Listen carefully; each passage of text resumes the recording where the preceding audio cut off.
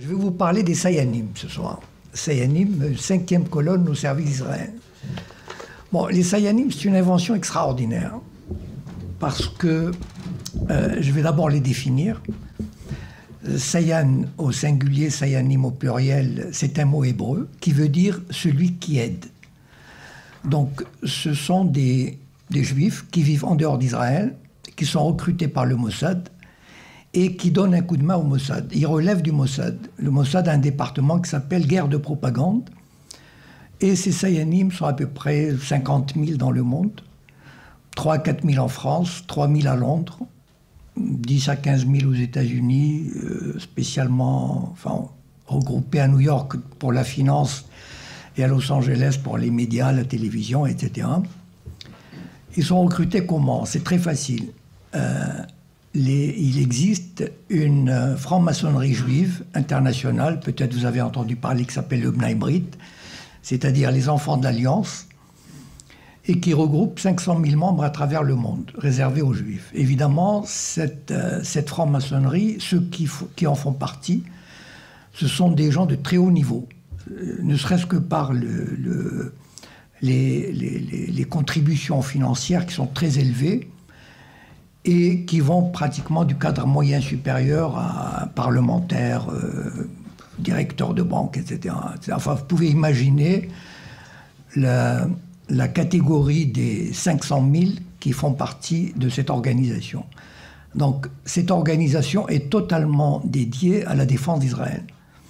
Et quand le Mossad a besoin de quelqu'un, eh ben, il va au Bnei Brit, il consulte la liste et il lui demande « Est-ce que tu veux devenir Sayan ?» Et pour l'autre, c'est un honneur de le devenir. Donc, ils sont où ces Sayanim? C'est là où le point principal. Ces Sayanim sont et travaillent, ils mènent leur vie normalement. Ils continuent à vivre normalement en France, par exemple, et ils sont dans toutes les couches de la société. C'est-à-dire, ils sont sur France 2, TF1, ils sont dans la mairie de Lyon, ils sont dans l'armée, ils sont dans la banque. C'est-à-dire, ce sont des Juifs qui occupent des postes intéressants, importants, et qui rendent service. Par exemple, ils informent le Mossad, s'ils sont dans une banque, ils informent le Mossad des mouvements des banques, par exemple, des mouvements de fonds qui touchent des personnes susceptibles de les intéresser, par exemple des Arabes, du Golfe, ou des terroristes, ou enfin, toutes sortes de monde. Ou bien, par exemple, ils sont dans... à Air France, par exemple. Tout à l'heure, nous a dit qu'il y avait une liste noire. J'ai tout de suite pensé, tiens, vous savez, le CRIF, il ne peut pas tout faire. Le CRIF, il est puissant, il est écouté, il est entendu, mais il ne peut pas intervenir partout. Ce sont les Sayanim qui interviennent. Les gens ne savent pas qu'il y a des Sayanim, en fait. C'est ça le truc. C'est que on a l'impression que ça vient de l'intérieur. C'est-à-dire, on dit « Ah, Air France a établi une liste noire ». Mais attendez, mais un Français normal, pourquoi il ferait une liste noire? Il ne ferait pas une liste noire. Quelqu'un qui est un directeur à Air France, un Français, il ne l'aurait pas fait spontanément. Parce que ce n'est pas dans la culture d'un Français de le faire, d'un employé de le faire. Par contre, un Juif, un Sayan, qui travaille à Air France, il peut le faire.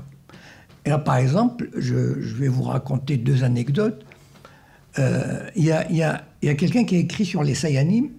C'est un livre que je vous recommande, enfin vous pouvez le trouver en bibliothèque, qui s'appelle Gordon Thomas, et qui a écrit l'histoire secrète du Mossad. Les Sayanim occupent une place très très importante. C'est ça la force du Mossad. Et non seulement, on dit par exemple, et Victor Ostrovsky, qui est un agent du Mossad et qui s'est réfugié à Londres. Victor Ostrovsky raconte l'anecdote suivante. La France et l'Irak avaient signé un accord pour la construction d'une centrale nucléaire en Irak. Et il y a eu quelques dizaines d'Irakiens, de scientifiques, qui étaient venus à Saclay pour se perfectionner. Le Mossad, qui était au courant, il avait envie d'avoir leur dossier. Pour un service secret normal, il se creuse les ménages, il se dit comment je vais obtenir ces dossiers. Est-ce que je vais faire par effraction? Est-ce que je vais essayer d'acheter quelqu'un? En tout cas, ça va lui prendre pas mal de temps. Le Mossad, c'est très facile pour lui. Il a un Sayan à Saclay. il appelle le Sayan, il lui dit « j'ai besoin des dossiers ». Il apporte les dossiers, il les photocopie, il remet les dossiers. Par exemple, il y a une université Paris 8 qui veut organiser un colloque sur la Palestine.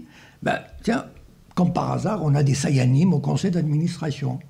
Eh ben, les Sayanim font en sorte... On ne dit pas, le CRIF n'a pas besoin d'intervenir. Ce sont les Sayanim eux-mêmes qui prennent l'initiative de dire « Oula, c'est une opération politique, on n'a pas à le faire, etc. » Et c'est ça qui fait la force de ces Sayanim. Ça veut dire qu'ils ne négligent aucune structure de la société. Même chez les francs-maçons, ils existent. Bon, pour ceux qui me connaissent, je ne sais pas, qui c'est qui me connaît sur Facebook, par exemple? Il n'y a pas beaucoup.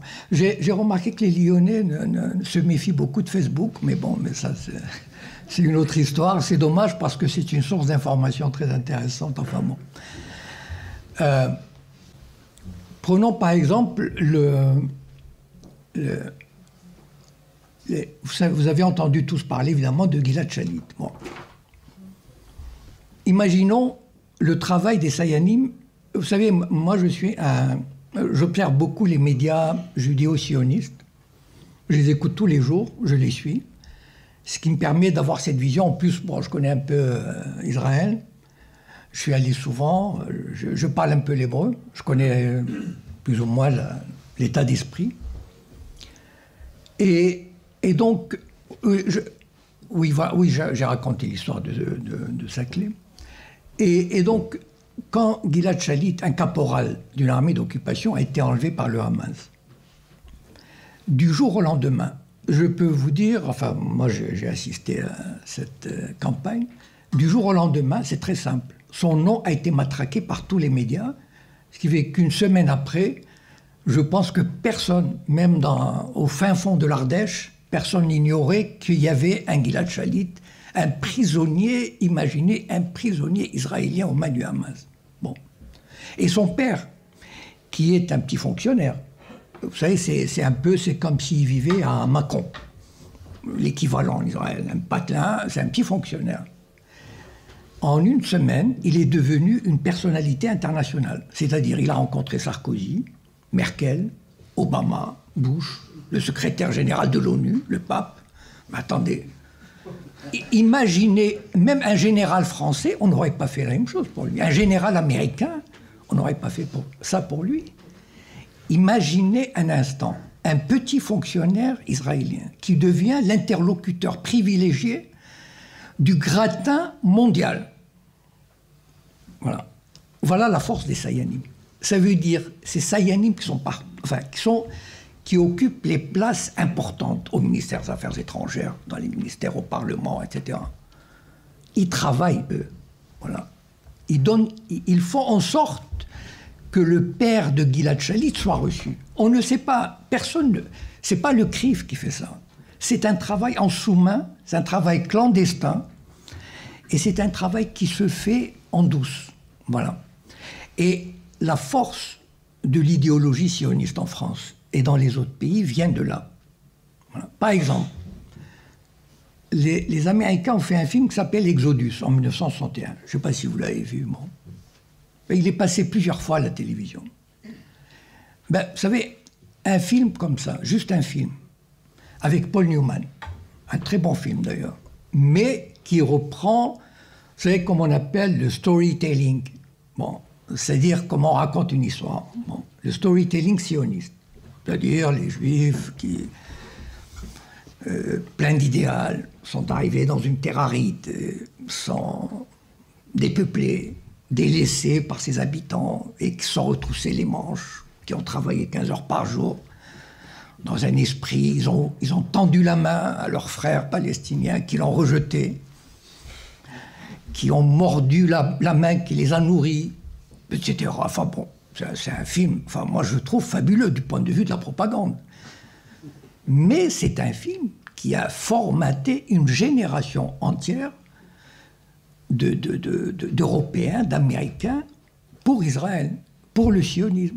Les gens se demandent, mais comment ça se fait que les Français, enfin, pas les jeunes maintenant ça commence à changer, mais ceux qui ont plus de 30, 40 ans, comment ça se fait qu'ils adhèrent au sionisme? Comment ça se fait qu'ils... Vous savez, vous demandez à un Français, enfin un citoyen normal, qui a plus de 40 ans, vous lui dites Israël, et tout de suite, il va vous... Enfin, j'ai fait l'expérience. À moins qu'il ne soit vraiment formé, etc. Il dit, ah, c'est un petit pays qui lutte pour sa survie, pays socialiste, parce qu'il y avait une idéologie socialiste dans les années 40 et 50. Mais tout ça s'est perpétué. On a mis un temps fou à perpétuer toute cette idéologie-là.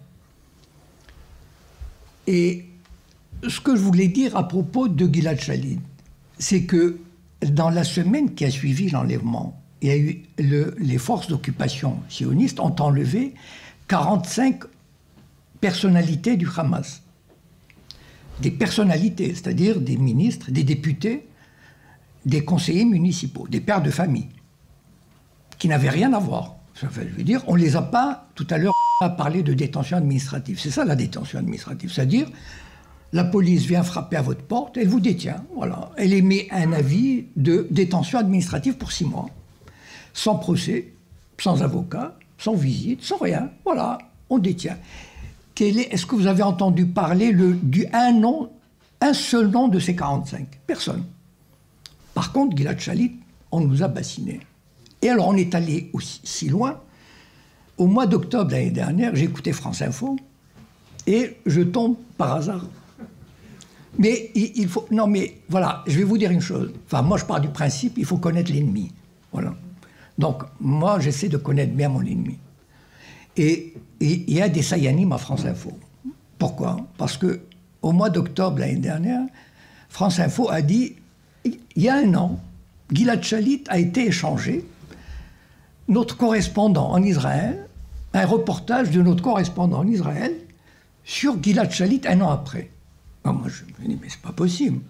Ils vont pas poursuivre cette opération. Par contre, alors, de deux choses l'une, ou le journaliste qui a fait le reportage, il est nul en journalisme, ça veut dire qu'il ne savait pas qu'il y avait 45 personnalités politiques du Hamas qui ont été élevées, comme l'Allemagne faisait en France. L'occupation nazie, c'était ça. Quand il y avait un acte de résistance, l'armée d'occupation nazie arrêtait 30 personnes. S'il y a eu un assassinat, elle tuait les 30 personnes. C'est ça, c'était ça, voilà. Ben, on a enlevé un soldat, l'armée sioniste d'occupation enlève 45 personnalités, sans jugement, sans rien. Ben, le journaliste n'a pas jugé utile de faire une référence à ces 45. Je passe à un autre chapitre sur les Sayanim. Dieudonné. Entre parenthèses, Dieudonné a gagné son procès pour Perpignan. Hein, parce que la ville de Perpignan, vous pouvez applaudir. Le maire de Perpignan, bon, le maire de Perpignan voulait faire interdire le spectacle de Dieudonné. Bon, la justice a donné raison à Dieudonné, bon, comme d'autres villes. Ça prouve quand même qu'il y a un état de droit et qu'il faut se battre. Voilà. Bon, tout n'est pas parfait, mais on peut se battre. Pour ceux qui ont oublié la genèse de cette histoire de Dieudonné, je vais vous rafraîchir la mémoire. C'était en 2002 ou 2003. Il avait fait un sketch qui était tout simplement antisioniste. Voilà. C'est-à-dire, il s'est moqué d'un colon. Voilà. D'un colon sioniste. Et il y avait de quoi s'offusquer et contester. Après tout, un colon, c'est un colon. Voilà. Là où il est, c'est un colon. Là, il a touché quelque chose de très, très important et de très sensible. Je veux dire, ça, c'est comme on dit, disons vulgairement, patouche. Ça, il a touché vraiment au sacré. Toucher au sionisme, c'est sacré en France. Donc, ils ont rigolé ce soir-là, parce qu'ils ne se sont pas rendus compte. Mais les Sayanim, c'était un vendredi soir ou un samedi soir. Mais les Sayanim, tout de suite, se sont mis à l'œuvre. Et c'est quoi? Le mercredi suivant, il devait faire un spectacle à Lyon. Il a été annulé. Qui l'a annulé? Ça veut dire tous les Sayanim qui sont aux manettes. Vous savez, ils sont très nombreux dans le monde du cinéma, dans le monde du spectacle. C'est pas la peine qu'ils dominent partout. Mais il suffit qu'il y ait quelques-uns qui actionnent les leviers, les bons leviers, voilà, et qui disent j'annule le spectacle, quel que soit le prix à payer, c'est pas grave. Mais c'était une leçon, il fallait donner une leçon à Dieudonné et l'arrêter tout de suite pour dire le message suivant aux autres, attention, on peut rire de tout, sauf de ça. Le sionisme, il n'est pas question. Voilà. On n'a pas poursuivi Dieudonné en justice pour dire ce sketch et ceci ou cela, et on va attendre le résultat du sketch, le résultat du jugement. Non. Tout de suite après, 3 jours après, et c'était en cascade. Ça veut dire que, vous savez, encore une fois, c'est pas le CRIF qui a fait ça. Le CRIF ne peut pas tout faire, mais ce sont les Sayanim. Voilà. C'est pour ça que je me suis intéressé à ce sujet en particulier, des Sayanim, et j'ai écrit un roman qui s'appelle Le Printemps des Sayanim, j'en parlerai tout après. C'est parce que c'est un domaine absolument inconnu. Avant que j'en parle, personne n'a jamais parlé des Sayanim. Le mot même était inconnu, le mot était peut-être tabou, je ne sais pas. En tout cas, on ne l'a jamais utilisé. Alors, il y a une suite à l'affaire Dieudonné, c'est-à-dire que les gens ne connaissent pas véritablement... Enfin, dont les gens ne connaissent pas les tenants et les aboutissants. Et c'est là où je veux dire, comme observateur des médias, j'ai découvert un truc intéressant. L'UEJF, c'est-à-dire l'Union des étudiants juifs de France, et sa filiale SOS Racisme, vous savez bien que SOS Racisme a été créé par des sionistes, par des juifs sionistes. Bon, ça, si vous ne savez pas... Bon. Donc, et c'est le relais de l'UEJF. Enfin, vous savez que quand le président de l'UEJF démissionne, enfin, descend de sa présidence au bout de 2 ans, il devient ipso facto vice-président de SOS Racisme. Bon, et puis de toute façon, enfin, SOS Racisme n'a jamais critiqué l'occupation, ni la colonisation, enfin, etc. Et donc, les deux, main dans la main, ils ont créé ce qu'on appelle Rire contre le racisme. Peut-être que vous avez vu ça ça passe sur France 2, une fois par an, au mois d'octobre à peu près, je crois. Et c'est exactement la réponse. Moi, j'ai suivi, je sais, j'ai entendu l'interview du président de l'UEJF. C'était une réponse à Dieudonné. C'est-à-dire, nous, vous allez voir, nous, on va rire, mais sans parler de politique, d'occupation, toutes ces choses qui fâchent. Nous, on va rire contre le racisme, voilà. Donc, on va inviter des beurs qui connaissent la règle du jeu, par exemple, enfin, bon, les collabeurs, comme on les appelle. Donc, ils viennent, on leur dit, voilà, on loue le Zénith. Évidemment, ils ont des moyens. Vous savez, ces gens-là, ils frappent à, comment dire, de la Noé, ils donnent 50 000 euros, enfin 100 000 euros, l'Europe 100 000 euros, etc. Donc c'est pas un problème. Donc ils louent le Zénith, ils vont voir les Sayanim de France 2, ils leur disent on veut passer en prime time. Mais évidemment, bien sûr, donc ils passent en prime time. Et donc les gens ne savent pas ce qu'il y a derrière Rire contre le racisme. C'est ça le problème. Les gens se disent ah tiens, il y a une émission gratuite où on va voir des rigolos qui vont nous faire rire contre le racisme. Et ils rigolent. Bon. Mais le problème, c'est pas ça. Le problème, c'est qu'on rigole, mais sans... les gens qu'on invite, ils savent très bien qu'il y a des lignes rouges. Attention, hein? Sionisme, non. L'occupation, jamais. Donc, pas une... Ah, vous pouvez taper sur les blacks, etc. Bon, ça, les Arabes, etc. Bon, ça, il n'y a pas de problème. Mais... Et ils connaissent les règles du jeu, elles sont tacites, il n'y a pas de problème, il n'y a pas de souci. Et on va faire, et voilà comment on poursuit cette, comment dire, c'est presque une démobilisation des esprits concernant la question israélienne. Il y a d'autres... à un moment donné, vous avez entendu parler de la loi Guesso, Fabius Guesso. Entre parenthèses, j'ai participé à un documentaire qui s'appelle Memba sur la mémoire. par la boîte de production Clap 36 avec Béatrice Pignette. Voilà, je ne sais pas si... Je vous invite à aller sur Clap 36. Le documentaire est visible, enfin, sans problème. Donc, alors, c'est quoi la loi Guesso? C'est que la première intifada a donné des sueurs froides aux sionistes. C'est que pour la première fois, ils passaient pour des occupants. Parce que vous êtes, enfin la plupart de vous, vous êtes jeunes et vous n'avez pas connu la période de 1967-1980. C'était extraordinaire. Tout le monde disait, mais c'est pas une occupation, ça. Enfin, je veux dire, c'est quasiment des coopérants. Et c'est vrai que les Palestiniens des territoires étaient tellement tétanisés, avaient reçu un tel coup sur la tête, qu'ils étaient complètement, dans les vapes.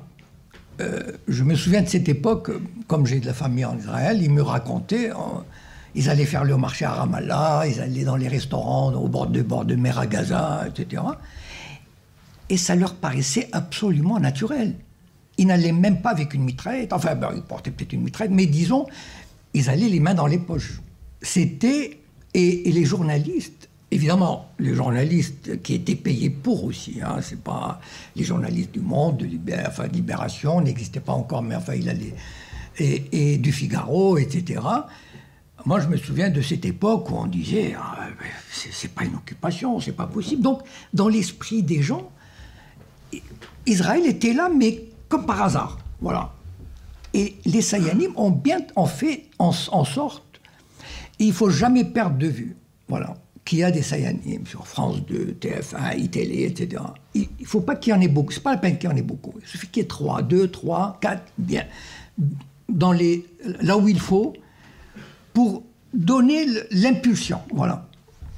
C'est-à-dire, voilà, un comité de rédaction, on dit, ah, on va parler, oui, c'est une occupation pas terrible, ah, tu nous fais un papier là-dessus. Oui, bien sûr, bon, voilà. Et puis on fait un papier, et puis les citoyens, ils voient, ils se disent, ah, bon, ben, c'est vrai qu'Israël n'est pas un occupant comme l'Allemand. Enfin, je veux dire, la comparaison est ahurissante. Et puis arrive l'intifada. Et là, tout à coup, on voit, mais c'est pas possible. Les Israéliens commencent, il y a une vraie occupation, il y a une révolte, on brise les os. Enfin, je ne sais pas si des gens ont vu des vidéos, mais c'est insoutenable. Yitzhak Rabin, celui qui passait pour l'homme de paix, enfin, si vous me posez une question, après je vous répondrai là-dessus, qui passait pour un homme de paix, et Shimon Peres, qui était son ministre de la Défense, qui passe pour un homme de paix aussi, le monde marche sur la tête. Et donc, il a donné instruction aux soldats de briser les os au sens propre, hein, des jeunes. Et si vous voyez des vidéos, c'est insoutenable. Les gamins de 10 ans, on prenait des grosses pierres, on leur brisait l'épaule, on leur brisait les tibias. Enfin, c'est terrible. Et ça, c'est 3-4 ans. Et là, il y a eu un mouvement, enfin, c'était vraiment l'affolement, c'est-à-dire. Et à ce moment-là, il fallait rétablir, il y avait des campagnes. Et en 1990, on a saisi l'occasion de redonner une espèce de virginité politique à l'État d'Israël. Par la loi Fabius-Guesso, ça veut dire qui interdit toute remise en question de la Shoah. Pourquoi en 1990 ? Après tout, la Shoah, il avait déjà, enfin je sais pas, c'était fini depuis 1945. 35 ans après, on s'est dit, ah tiens, comment il y a des gens qui critiquent, d'ailleurs aujourd'hui c'est pas tant, hein, on essaye d'implanter dans la tête des gens que l'antisionisme, finalement, c'est de l'antisémitisme quand même. Voilà. Donc, et donc, à ce moment-là, on a établi cette loi qui fait que toute remise en question, toute discussion sur la Shoah, toute recherche historique sur la Shoah qui ne correspondrait pas à la doxa officielle, je veux dire la doctrine officielle, est punissable par la loi. Bon. Et là, il y a eu toute une, comment dire, oui, comme une industrie. Vous savez, Norman Finkelstein, je vous invite à le lire, qui parle de l'industrie de la Shoah, c'est extraordinaire. Donc, comment on va utiliser cette loi pour aussi briser toute contestation et redonner une légitimité à Israël. Et là, je voudrais vous dire, vous connaissez Jacques Lanzmann. Enfin, vous avez entendu parler peut-être. Ben, j'espère. Même si, enfin, c'est peut-être pas en bien, mais c'est pas grave. Enfin, en tout cas, Jacques Lanzmann, et vous connaissez la revue Les Temps modernes. Les Temps modernes a été fondée en 1946 ou 1947 par Jean-Paul Sartre et Simone de Beauvoir. Bon. Qui était, comment dire, l'avant-garde de tout ce qui se faisait en termes de progressisme politique, idéologique, culturel. Les Temps modernes, c'était la Bible des progressistes, des révolutionnaires dans les années 60 et 70.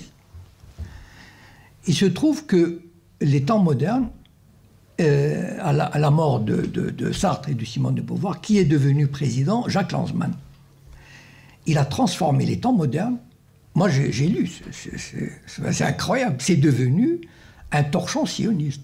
Enfin, un torchon culturellement supérieur, mais un torchon sioniste. Donc voilà un Sayan qui fait bien son boulot. Il ne faut pas oublier quand même que les Temps modernes, il est lu peut-être par 5 à 10 000 personnes, d'un certain niveau, très élevé. Voilà comment un Sayan bien placé arrive à faire bien son boulot au service d'Israël. Ceci dit, Jacques Lanzmann a fait le film Shoah, dont le DVD est obligatoirement distribué aux collégiens. Voilà, il faut qu'ils se gavent de Shoah. Il faut que les collégiens comprennent que c'est terrible ce que les Israéliens ont vécu. Vous savez, ils ont souffert terriblement. Donc il faut avoir un peu de pitié. Hein. Donc il faut emmener des imams à Auschwitz. Il faut construire. On a obligé la Pologne à dépenser 20 millions de dollars pour rénover. Est-ce que la Pologne a suffisamment d'argent? Mais c'est ça, ou attention, les accords avec le FMI, etc. Et on construit des musées, alors qu'on ramasse des milliards, alors que la moitié des rescapés en Israël vivent en dessous du seuil de pauvreté. La moitié des rescapés n'ont pas de quoi s'acheter des médicaments. Et ça, on le dit en Israël, ce n'est pas un secret. Mais cet argent qu'on récolte, ils le récoltent pour la propagande. Et Jacques Lanzmann, par exemple, son film, il a fait un nouveau film, un documentaire. Enfin, si vous ne savez pas, ce n'est pas grave, mais enfin, je suis là pour vous le dire. Il a fait un documentaire sur le dernier des injustes. Et évidemment, le Festival de Cannes, il l'a programmé, même si hors compétition. Mais Jacques Lanzmann, on ne peut pas lui refuser le Festival de Cannes. Enfin, je veux dire, voilà. Voilà le travail. Pourquoi? Parce que peut-être le président s'appelle Gilles Jacob. Enfin, qui n'est pas de ma famille, mais c'est dommage. Vous connaissez la blague, il y avait un Rothschild qui est mort et il y avait beaucoup de juifs qui allaient derrière le cercueil. Il y avait un qui pleurait, puis quelqu'un lui demande, mais enfin, mais pourquoi tu pleures?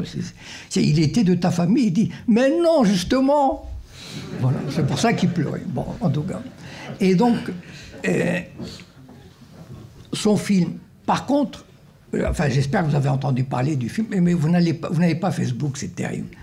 Le film L'oligarchie et le sionisme. Mais créez une page Facebook, bon Dieu, moi j'ai 2 pages, j'ai énormément d'informations, de vidéos. Et puis, je comprends pas, vraiment, des jeunes branchés comme ça, moi, voilà. Bon. Et donc, L'oligarchie et le sionisme est un documentaire qui a été fait par Béatrice Pignède, dans lequel je participe avec Alain Soral, Thierry Messang, Gilad Atzmon, etc., où on essaye de montrer, bon, chacun à sa manière, chacun apporte sa contribution, sur les liens entre l'oligarchie mondiale et le sionisme. Comment le sionisme est une idéologie qui sert l'oligarchie, etc. Bon, d'accord. Donc, ceux qui vont sur Facebook, ils ont entendu parler parce qu'on a diffusé l'information, etc. Voilà le travail des Sayanim. Voilà, encore une fois, il est concret, c'est pas d'idéologie. Béatrice Pignède, qui est très connue, enfin, qui a un nom, elle a travaillé avec Daniel Schneiderman. Bon. Elle a fait des très bons documentaires. D'ailleurs, je vous invite vraiment à aller sur Clap 36. La plupart de ces documentaires sont visibles gratuitement. Et donc, le film devait sortir le 22 mai. Il était programmé. Il était programmé sur Allociné. Il était programmé sur Libération. Il était programmé sur Télérama. Il était programmé sur l'Express. J'ai vu, voilà, le programme, etc. Et le 22 au matin, j'achète l'officiel des spectacles et il n'y est pas. Voilà. Ça veut dire que le film, on l'a interdit quasiment. Voilà. C'est-à-dire 2 ou 3 distributeurs. Vous savez, bon, il faut dire les choses comme elles sont. Il y a des juifs qui occupent des postes importants dans la distribution de cinéma. Bon, eh bien, ils ont fait en sorte que les films ne sortent pas. Voilà. C'est tout. On n'a pas... Vous n'avez pas entendu parler de Richard Prasquier qui est allé voir l'Élysée ou le ministre de la Culture. Pas du tout, on n'a pas besoin. On a juste besoin d'actionner les Sayanim qui sont dans les manettes de la distribution du cinéma et on leur dit ce film, voilà. Et le film ne sort pas, voilà. Et évidemment, bon, on va essayer de le projeter dans des salles, peut-être il sera projeté ici, enfin bon, il y aura une projection privée, enfin je ne sais pas. Mais voilà le travail, et il y a des gens qui se demandent, d'ailleurs, quand je fais des conférences, souvent on me dit, mais enfin, c'est pas possible. Comment ça se fait qu'on n'arrive pas à se faire entendre comment ça se fait que le sionisme est si puissant? Ben voilà la raison. Enfin, je veux dire, une des principales explications, elle réside là. Voilà. Vous savez que Bernard-Henri Lévy, que j'appelle dans mon livre MST, dans le printemps des Sayanim, je suis très heureux d'avoir trouvé cette formulation. Ça veut dire Michel Samuel Taïeb. Donc, il a été... Bon, d'abord, il est président du directoire de surveillance d'Arte. Donc, je ne sais pas à quel titre, mais il est là. Depuis des années, il dirige, vous savez, les chaînes ont un comité de surveillance. C'est-à-dire qui disent est-ce que c'est moral de faire ceci, est-ce que c'est normal de faire cela, etc. Bon, voilà, une espèce de comité d'éthique. Et Bernard-Henri Lévy, il est président de la commission de... Enfin bon. Il a été président, je ne sais pas si vous savez, du Conseil national du cinéma pendant des années. C'est-à-dire, c'est lui qui donnait les bourses, enfin, qui donnait, par exemple, quand on avait besoin d'un film, quand on veut faire un film, on a besoin d'avance sur recette. Sinon, il n'y a aucun film qui se fait sans avance sur recette. Aucun. Mais vous savez, les producteurs, bon, lui, ça veut dire qu'il détenait le pouvoir de donner l'avance sur recette. Donc les producteurs étaient à ses pieds. Voilà le pouvoir. Voilà le pouvoir. C'est-à-dire le pouvoir clandestin, le pouvoir caché, le pouvoir d'influencer sans paraître. On n'a pas besoin de paraître. On est là, dans les coulisses, et on tire les ficelles. Moi, je me suis intéressé à quelques personnages qui sont pratiquement inconnus du grand public et qui font un travail extraordinaire qui sont probablement des Sayanim, mais qui font un travail extraordinaire pour le Mossad. Il y a un type qui s'appelle François Zimré. Bon, je suis sûr que personne n'a entendu parler, mais enfin bon. Ou alors c'est exceptionnel. Bon. Pour ceux qui liront le roman, il est dépeint sous les traits de François Simagré. Bon, voilà. Donc, ce monsieur était député du Parti socialiste au Parlement européen. Il se démenait pour Israël. Vous ne pouvez pas vous imaginer. Chaque mois, il voulait emmener des députés à Tel Aviv pour leur montrer la réalité israélienne, que les médias déformaient, etc. Enfin, il était d'une activité telle que même le Parti socialiste, en 2007, il n'a pas voulu le représenter. Imaginez le Parti socialiste qui se dit « Non, celui-là, c'est trop quand même. » Le Parti socialiste, il ne l'a pas représenté. Mais ne vous en faites pas, Sarkozy l'a nommé ambassadeur de France pour les droits de l'homme. Voilà. Donc depuis 4 ans, il est ambassadeur de France. Imaginez le travail d'un type comme ça. Imaginez seulement le travail d'un type, le travail de sape, le travail de propagande qu'il fait en allant au Maroc, en Tunisie, etc., dans tous les pays, ambassadeur pour les droits de l'homme, alors que c'est un agent du Mossad, c'est un Sayan. Voilà. C'est ça le travail des Sayanim. Bon, je ne sais pas si...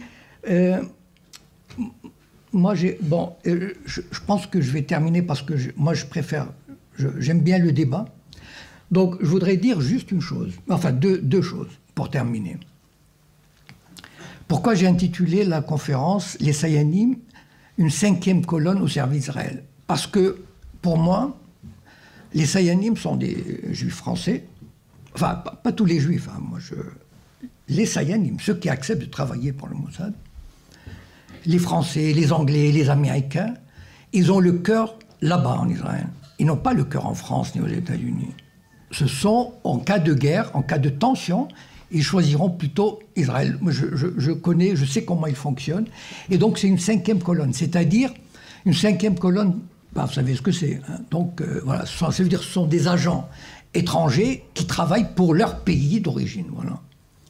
Donc, il ne faut pas se leurrer. Bon. J'ai écrit Le Printemps des Sayanim pour des raisons... Vous savez, moi, avant, j'étais un romancier normal, entre guillemets. C'est-à-dire, j'écrivais sur l'amour, les femmes, enfin, etc. Bon. Mes romans étaient surtout sur la société marocaine. Voilà. Donc, j'en ai écrit 5. Bon. Et puis, un jour, je me suis dit, non, il faut... j'ai des idées, j'ai vu des choses, et il faut que je milite. Ma contribution au militantisme palestinien et antisioniste, c'est de faire cet ouvrage sur les Sayanim. Parce que j'estime que c'est un sujet totalement inconnu. Et donc, j'ai écrit Le Printemps des Sayanim avec mon expérience. Bon. Et tout ce que je raconte est vrai. Enfin, c'est-à-dire, tous les faits qui sont là ont existé. Ou alors sont très proches de la réalité. Je l'ai fait sous forme de roman. Pourquoi? Parce que c'est très difficile de réunir des preuves sur quelqu'un. Par exemple, dire que BHL est un Sayan, bon, enfin, je veux dire, tout le monde le sait. Mais moi, je voulais le mettre en scène des personnages, pour montrer, par exemple, la soumission de SOS Racisme vis-à-vis de l'UEJF, par exemple, du nom des Juifs de France. Par exemple, comment, mais là, je n'ai pas le temps de développer, mais par exemple, comment des Sayanim francs-maçons, au sein du Grand Orient de France, ont créé une loge judéo-sioniste, en violation des statuts du Grand Orient. Voilà. Donc je l'ai fait sous forme de roman parce que je pense que le roman se lit mieux, se lit plus facilement. On rentre dans l'atmosphère, on rentre dans la vie des gens, dans la conception des gens. Et voilà, ben, je vous remercie de votre attention et je veux bien répondre à toutes les... Sans aucune exclusive, je répondrai à toutes les questions que vous souhaitez.